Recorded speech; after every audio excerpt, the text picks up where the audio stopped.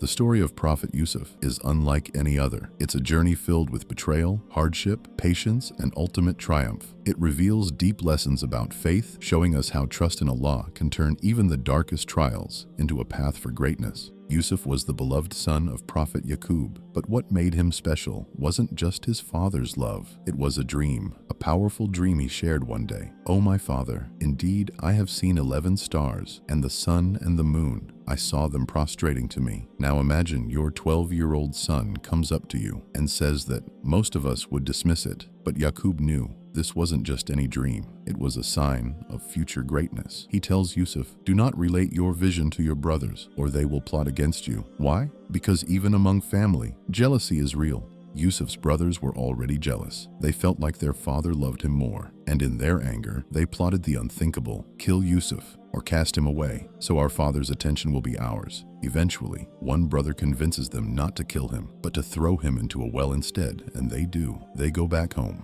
pretend to cry, and hand their father Yusuf's shirt, stained with fake blood.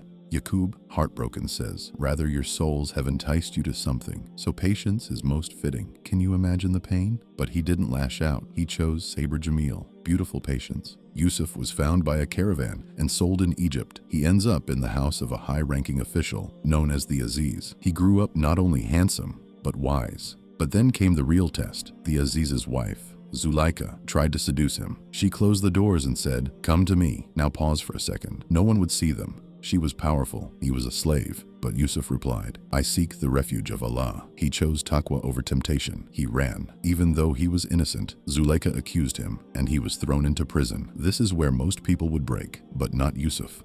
In prison, Yusuf didn't just sit in misery. He became a mentor, a guide. 2 prisoners came to him with dreams, and he interpreted them. But before that, he used the moment to give dawah. He reminded them, "Are many different lords better? Or Allah, the one, the irresistible?" Even in prison, he was still calling people to Allah, still educating, still holding on to his values. One prisoner, who was freed, promised to mention Yusuf to the king, but forgot. So Yusuf stayed in prison for years, and yet not once do we hear him complain. Then came a twist in the story. The king had a disturbing dream. 7 fat cows being eaten by 7 lean cows, and 7 green ears of corn, and 7 dry ones. No one could explain it. Then, finally, the freed prisoner remembered Yusuf. He was summoned. Yusuf explained it was a prediction. 7 years of abundance, followed by 7 years of famine. And he didn't just interpret, he gave a full economic plan. The king was amazed, but Yusuf didn't agree to come out yet. He first demanded that his name be cleared. He said, "Ask the women about what happened. Indeed, my lord is knowing of their plot." Once his innocence was confirmed, he emerged not as a prisoner, but as Egypt's finance minister. Subhanallah, from a well to a palace. Years passed, the famine struck, and guess who shows up in Egypt, begging for food? His brothers.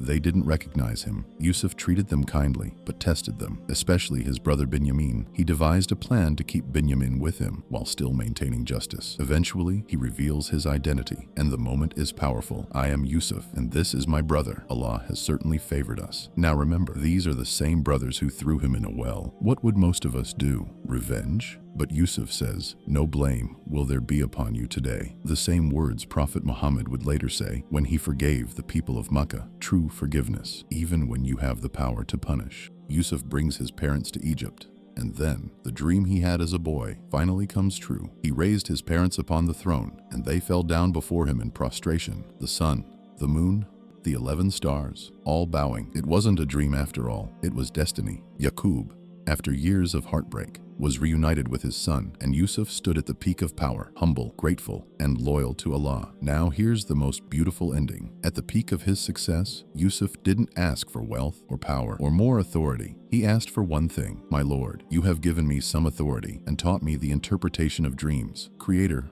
of the heavens and the earth, you are my protector in this world and the hereafter. Cause me to die a Muslim and join me with the righteous." That's it. Even after everything, his final concern was his akhirah. That's what true success looks like.